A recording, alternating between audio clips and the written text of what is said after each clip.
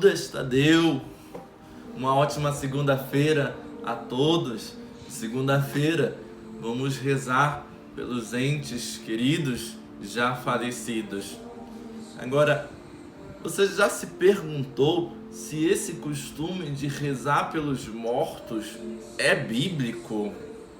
Então, vamos pegar aí a sua Bíblia no segundo livro dos Macabeus, capítulo 12, versículos 43 a 46. Dá um pause aí no vídeo, pega a sua Bíblia, mas faço um parênteses aqui. Se a sua Bíblia não for católica, não vai ter esse livro, não vai ter esse texto para a gente ler, né?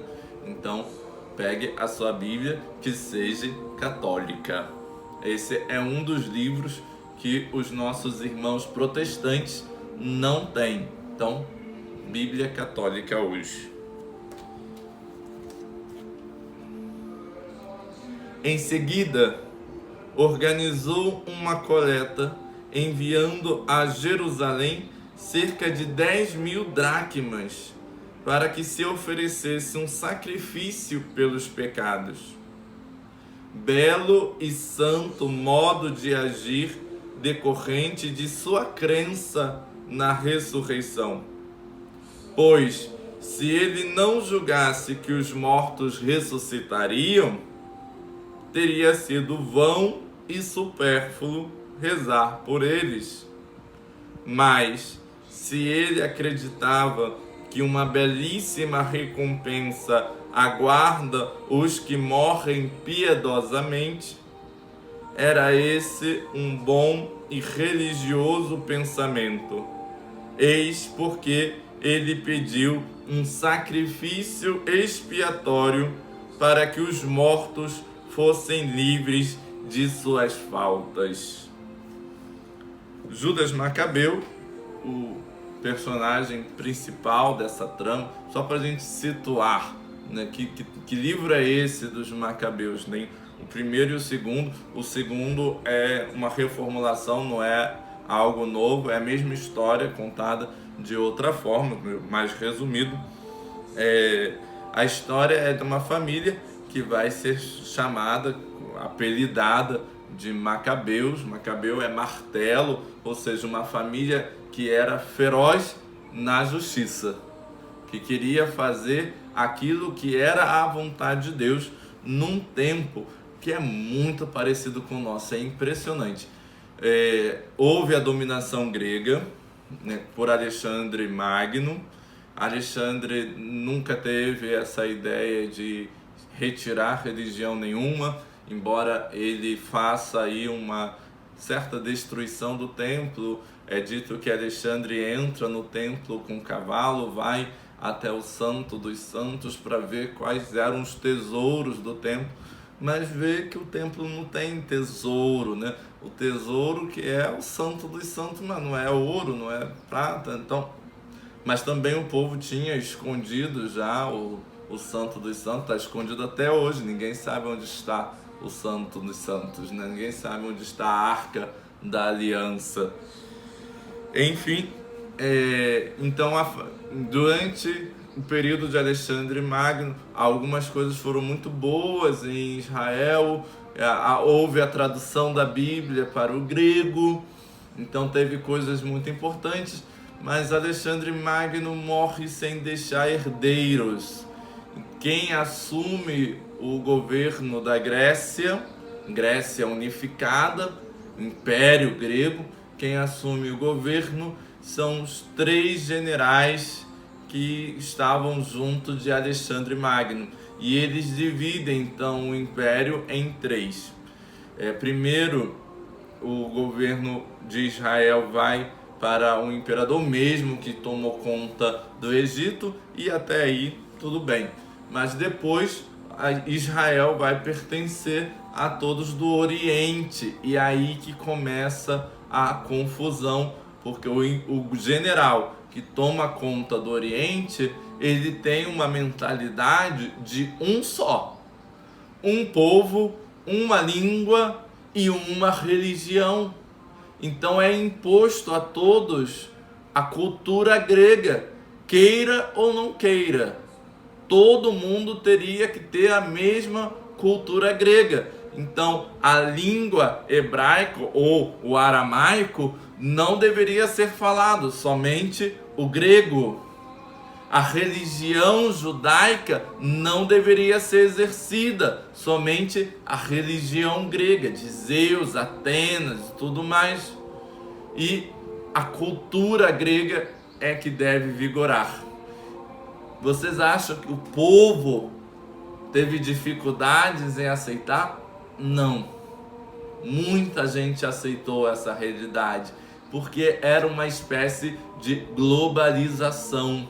A cultura grega era muito maior. Inclusive, olha só, teve a edição dos Jogos Olímpicos em Israel. Então todo mundo queria ser grego. Olha que quantidade de coisa, olha que cultura fantástica. Imposto goela abaixo, mas o povo não tinha percebido isso. Inclusive, mas padre, que estranho é isso de ter Olimpíadas, que não tem nada a ver. Tem sim, que na época não existia calça, minha gente. A calça não tinha sido inventado, bermuda não tinha sido inventado. Só existia a túnica.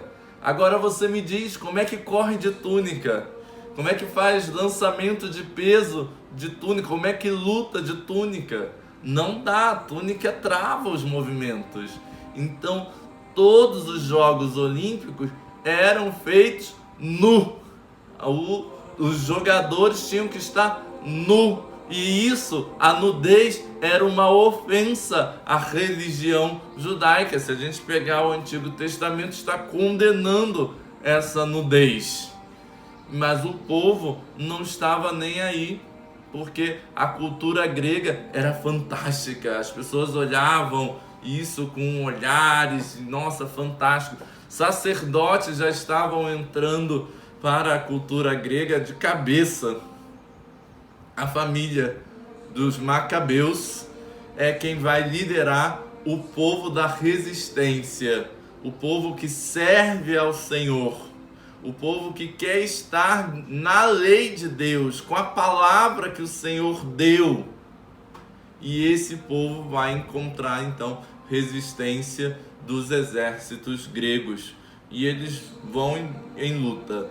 Por fim, a história se encerra porque eles se aliam a um pequeno povo que está começando, que está indo aí trabalhando a sua história, os romanos. E os romanos tomam a Grécia e dão a tranquilidade para o povo de Israel, que vai ser o período de nascimento de Jesus Cristo, né? Durante a Pax Romana. Enfim, muita coisa de história. O que o texto quer dizer é que Judas Macabeu, ele coloca-se diante de uma situação de rezar por esses irmãos que morreram nessas batalhas, nas batalhas em prol da fé, morreram em prol de ser judeu e não grego. E assim ele faz uma coleta para fazer um sacrifício expiatório pelos que estão mortos. Não é por eles que estão vivos. Eles não estavam rezando por eles. Eles estavam intercedendo pelos que estão mortos. E o texto deixa claro, porque no Antigo Testamento há linhas de pensamentos. Há pessoas que não entendem a ressurreição e há pessoas que já acreditam na ressurreição. O livro dos Macabeus já deixa claro a questão da ressurreição. Se você concorda comigo, vai concordar com o pensamento de São Paulo em Atos dos Apóstolos. São Paulo, em um momento, ele vai se salvar da prisão porque ele repara que no julgamento dele tinha um grupo de fariseus e um grupo de saduceus, e ele diz: eu estou sendo condenado pela minha fé na ressurreição. Os fariseus acreditavam na ressurreição, os saduceus não, e eles começam a brigar entre si. Então o juiz cancela tudo e manda São Paulo embora. Então, essa discussão de ressurreição, sim ou não, ainda está na época de Jesus e na época dos apóstolos. Cristo se coloca claramente favorável à ressurreição, ele próprio vai ressuscitar, né? A vida é eterna. E assim, Judas Macabeu já acreditava na ressurreição e por isso reza pelos mortos, para que os seus pecados sejam perdoados e eles sejam dignos da ressurreição. O que ele ainda não sabia era sobre Cristo, a ressurreição e a vida. Mas com esse texto e com a nossa fé em Cristo Jesus, devemos sim rezar pelos nossos irmãos que estão em pecado, estão mortos e em pecado, para que eles encontrem o perdão junto a Deus e possam ir para o céu. Quem está no céu não precisa de nossas orações, mas como não sabemos, pelo sim, pelo não, é melhor rezar por eles. Se eles já estão no céu, então são eles que rezam por nós. E assim, espero ter confortado um pouco o coração de vocês com essa prática de rezar pelos nossos irmãos, que eles possam encontrar a paz em Deus. Nós somos uma só família, família humana. Devemos rezar uns pelos outros. E aqueles que estão mortos no purgatório precisam de nossa oração.